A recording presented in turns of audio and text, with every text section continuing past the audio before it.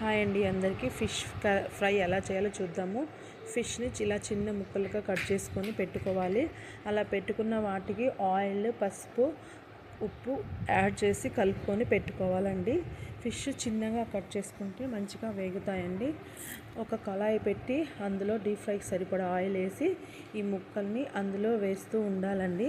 ముక్కల్ని చాలా చిన్నగా జాగ్రత్తగా వేయండి. లేసి ఒకసారి ముఖం మీద పడే ఛాన్స్ ఉంటుంది.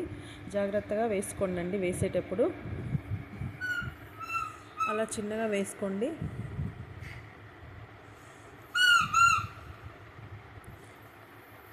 వేసుకున్న తర్వాత కూడా ఎమ్మటే తిప్పొద్దు, ఎందుకంటే తిప్పితే అవి అతుక్కుపోయి రావు.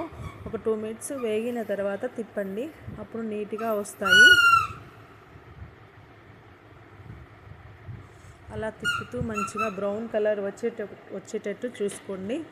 బ్రౌన్ కలర్ వచ్చేటట్టు వేయించితే మంచిగా స్మెల్ రాకుండా, పచ్చి వాసన లేకుండా ఉంటాయండి. ఇలా బ్రౌన్ కలర్ వచ్చేటట్టు వేయించుకోండి. చూడండి ఎలా వచ్చాయి. బ్రౌన్ కలర్లో వచ్చాక తీసి పక్కన పెట్టుకోండి.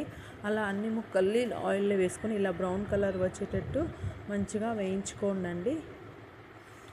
వేయించుకొని పక్కన పెట్టుకోండి.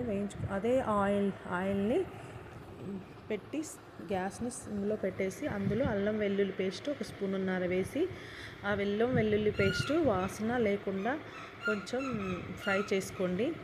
ఆ ఫ్రై చేసుకున్న తర్వాత అందులోకి మనం వేయించి పెట్టుకున్న ఫిష్ ముక్కల్ని యాడ్ చేయండి.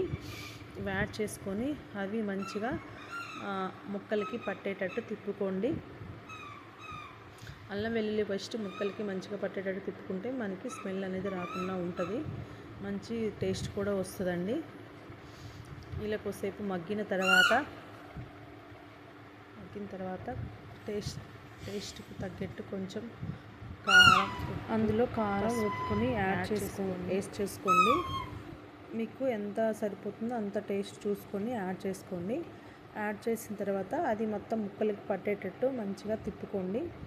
అంతా కలిసేటట్టు చూసుకోండి. అప్పుడు మంచి టేస్ట్ వస్తుందండి. మంచిగా నీట్గా అంతా ముక్కలకి పడితే ఉప్పు, కారం, మసాలా చాలా బాగుంటుందండి. చూడండి ఎంత బాగుందో చూడడానికి. ఫిష్ ఫ్రై ఎంత బాగుంటుందో చూడండి. చాలా బాగుంది, చాలా నోరూరుతుందండి ఫిష్ ఫ్రై.